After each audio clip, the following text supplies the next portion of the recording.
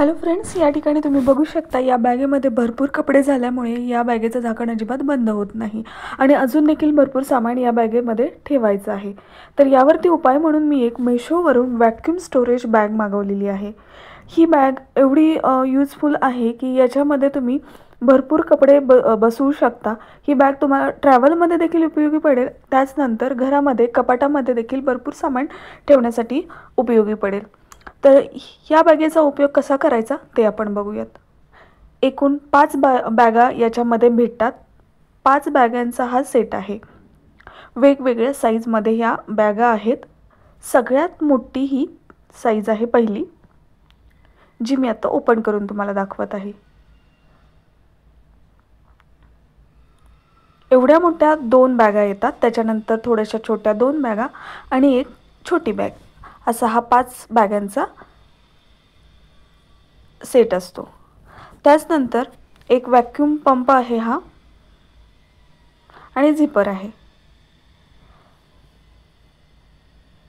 यामध्ये तुम्ही मोठमोठे ब्लँकेट्स, रेनकोट्स असतील, जॅकेट्स असतील, स्वेटर्स असतील किंवा इतरही तुमचं जे सामान असेल तुम्ही आरामात याच्यामध्ये ठेवू शकता।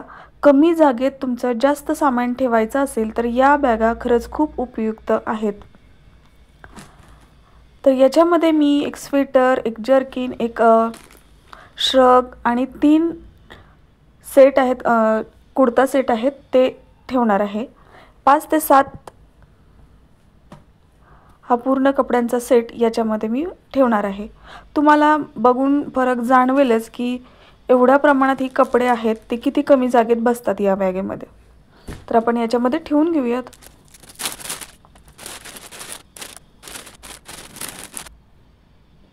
आता झिपरनी एक लॉक करून घ्यायचं आहे। आता पूर्ण आतमध्ये जी हवा आहे ती आपल्याला या ठिकाणी जी कॅप आहे ती काढायचं आहे आणि हा व्हॅक्यूम जो पंप आहे तो लावून घ्यायचा आहे।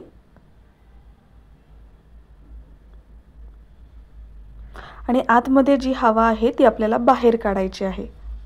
जेवढी काढता येईल तेवढी काढा। बॅग 80% भरली की बंद करायची आहे, कपडे भरली की, आणि आपल्याला ह्या व्हॅक्यूम पंपच्या साहाय्याने आपल्याला आतमधली सगळी हवा काढायची आहे। तुम्हाला फरक जाणवत असेल, हवा बाहेर आल्यानंतर या पिशवीची जी कॅप आहे ना ती लावून घ्यायची आहे, हे विसरायचं नाही। आणि बघू शकताय किती जागा आता शिल्लक राहील।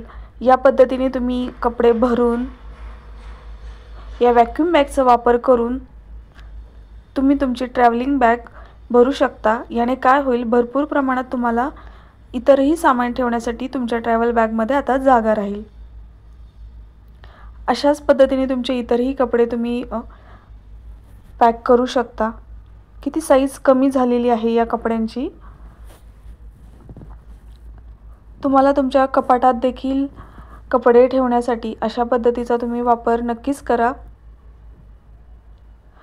ही बॅग खरंच खूप उपयुक्त आहे। तर तुम्हाला आणखीन देखील मी मोठी ब्लँकेट आहे ती देखील तुम्हाला मी दाखवते।